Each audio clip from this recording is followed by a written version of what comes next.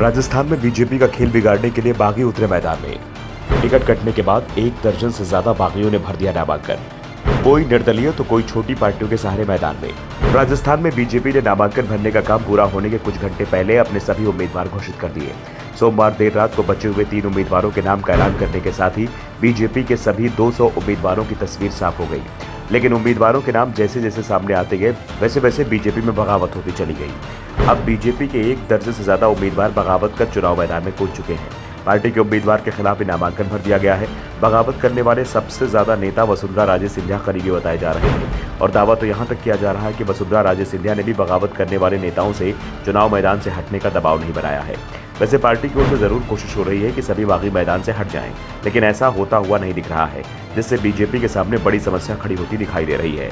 वसुंधरा के करीबियों में शामिल कोटा से भवानी सिंह राजावत, पूर्व विधानसभा अध्यक्ष कैलाश मेघवाल, पूर्व मंत्री यूनुस खान, पूर्व मंत्री राजपाल सिंह शेखावत समेत कई बड़े दिग्गजों ने टिकट कटने पर पार्टी के निर्णय के खिलाफ जाकर अपना नामांकन भर दिया है।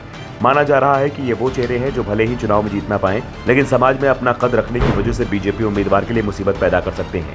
यही नहीं, बस्ती से जितेंद्र मीणा ने निर्दलीय नामांकन दाखिल कर दिया है, जो संगठन महामंत्री चंद्रशेखर के समर्थक माने जाते हैं। पिलानी से पिछला चुनाव लड़ने वाले और पूर्व प्रधान कैलाश मेघवाल ने निर्दलीय नामांकन दाखिल किया है। वे राजेंद्र राठौर गुट के माने जाते हैं। झुंझुनू से पिछला चुनाव बीजेपी के टिकट पर लड़े राजेंद्र भाम्बू ने अब बगावत कर निर्दलीय नामांकन दाखिल कर दिया है। वो वसुंधरा राजे गुट के बताए जा रहे हैं। डग से पूर्व विधायक रामचंद्र सुनारीवाल ने नामांकन दाखिल कर दिया है। वो कोटा के एक बड़े नेता के नजदीकी बताए जा रहे हैं। बाम नवाज से किसान मोर्चा के प्रदेश मंत्री राम अवतार ने निर्दलीय नामांकन कर दिया है।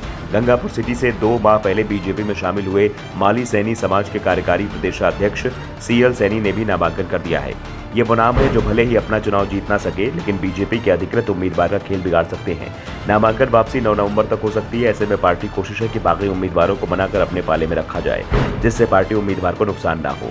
दरअसल बीजेपी बगावत का नुकसान कर्नाटक और हिमाचल प्रदेश में उठा चुकी है। ऐसे में वो राजस्थान में बड़ा नुकसान नहीं उठा सकती। बीजेपी के लिए राहत की बात बस इतनी है कि जो सर्वे अभी सामने आ रहे हैं उसमें उसे बहुमत दिखाया जा रहा है, लेकिन सीटों की संख्या 120 के करीब ही दिखाई जा रही है। ऐसे में अगर बागी नेताओं ने, जिनकी संख्या करीब 3 दर्जन है, उन्होंने पार्टी का खेल बिगाड़ दिया, तो जो परिणाम आएंगे उसमें बीजेपी बहुमत से दूर हो सकती है। क्योंकि कांग्रेस भी पूरी कोशिश कर रही है कि सर्वे में जो अंतर दिखाई दे रहा है उसे 20 दिनों में समाप्त कर दें। ऐसे में बीजेपी की ओर से रूठों को बनाने पर जोर दिया जा रहा है और सबसे बड़ी बात, इस काम की कमान अब JP नड्डा ने खुद अपने हाथ में संभाल ली है।